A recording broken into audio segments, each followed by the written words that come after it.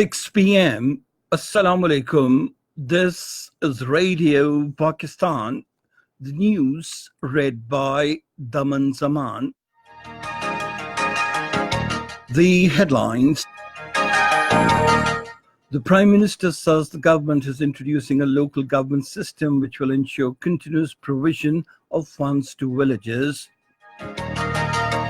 The Foreign Minister has said CPAC projects would be expanded as this corridor is imperative for our economic development.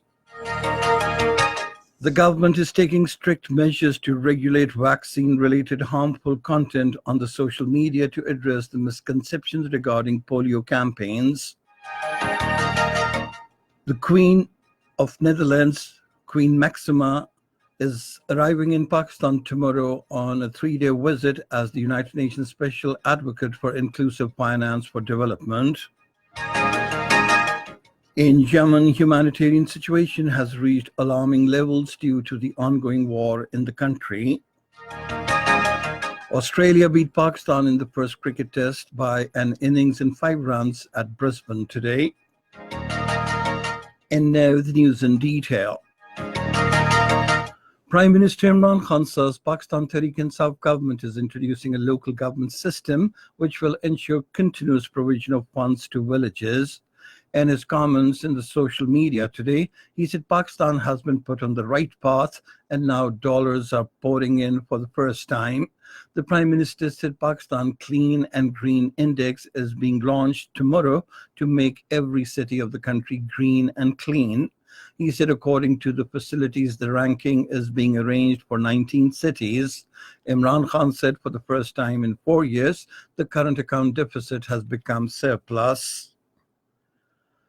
Prime Minister Imran Khan has constituted a 13-member steering committee for Kamyab Jawan program to submit suggestions of the government's new projects regarding the youth. The Prime Minister will head the committee. The Special Assistant to the Prime Minister on Youth Affairs, Usman Dar, and Federal Ministers for Education, Economic Affairs and Information Technology Board are part of the committee. The advisors on finance and commerce, as well as Federal Minister for Planning, have also been nominated as committee members. The committee has been delegated the authority of strategic planning and program monitoring. It will assist projects starting under the Kamyab Jawan program. The Foreign Minister Shah Mahmood Qureshi says national consensus exists among all the political parties on the issue of Kashmir. Talking to media in Multan today, he said it has been decided that the next meeting of the Kashmir cell will be held at the Foreign Office in Islamabad, in which Prime Minister Imran Khan will also be invited. The Prime Minister will be briefed on the next course of action in the light of the developments taking place in Kashmir. About the China-Pakistan economic corridor, the Foreign Minister said its projects would be expanded as this corridor is imperative for our economic development. He said CPAC is a game changer for Pakistan and there is no restriction on any country, including the United States, to invest in the economic zones of the corridor.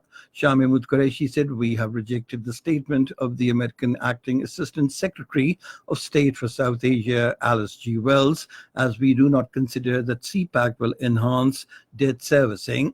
He said CPAC impact is $4.9 billion only out of $74 billion debt of China.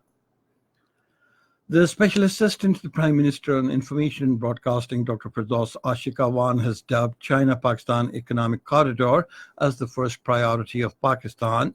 In a series of tweets, he said this great passage will open new vistas of economic development and prosperity for not only Pakistan and China, but also for the entire region. Not concurring with the American concerns over the project, Firdaus Ashikawan said CPAC is a guarantor of our economic development. She said China is a long-standing and trusted friend of Pakistan and has always supported us in every hour of need. The Special Assistant said economic zones to be established under CPAC will open opportunities of opulence and employment for the people.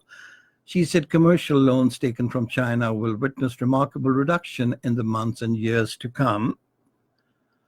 The Special Assistant to the Prime Minister on National Health Services, Dr. Zafar Mirza, says the government is taking strict measures to regulate vaccine-related harmful content on the social media to address the misconceptions regarding polio campaigns. Talking to a private news channel today, he said the government has prepared a coordinated and comprehensive plan to make Pakistan polio-free by next year. The special assistant said rumors and propaganda spread over social media platforms has been fueling misconceptions about the vaccine and accelerated refusal cases. He regretted that anti-vaccine campaigns have already affected the polio program and put the life of children at stake. Zafar Mirza said polio vaccination is a matter of our future generations and the government will not allow anyone to sabotage the national drive. Meanwhile, in a statement today, the Special Assistant to the Prime Minister, Dr. Zafar Mirza, said Pakistan is committed to the 2030 Agenda for Sustainable Development and the universal health coverage. This is Radio Pakistan. The Chairman Kashmir Committee, Syed Fakhr Imam, says the present government has pleaded the Kashmir issue at international fora in an effective manner. Talking to newsmen in Multan today, he said Prime Minister Imran Khan, in his address to the United Nations General Assembly, effectively highlighted the Kashmir issue. Syed Fakhr Imam said he himself recently attended the meeting of 179-member International Parliamentary Union and presented the Kashmir issue. In occupied Kashmir, there is no change in the prevailing miserable conditions of the people. On the 112th consecutive day of siege, military lockdown and internet ban imposed by India, restrictions under Article 144 continue to remain enforced, while shops and business establishments are closed in Srinagar and other districts of the Kashmir Valley. Restrictions have been particularly placed around the historic Jamia Masjid since 5th of August this year, when India revoked Kashmir's special status. All gates of the city's central mosque are closed and additional troops are deployed outside the masjid. The people are cut off from rest of the world due to ban on internet, text messaging and prepaid mobile connections. The police raided MLA's hostel, which has been declared as a sub-jail at Maulana Azad Road in Srinagar, and manhandled 33 political detainees lodged in the jail. The prisoners were repeatedly frisked and asked to undress.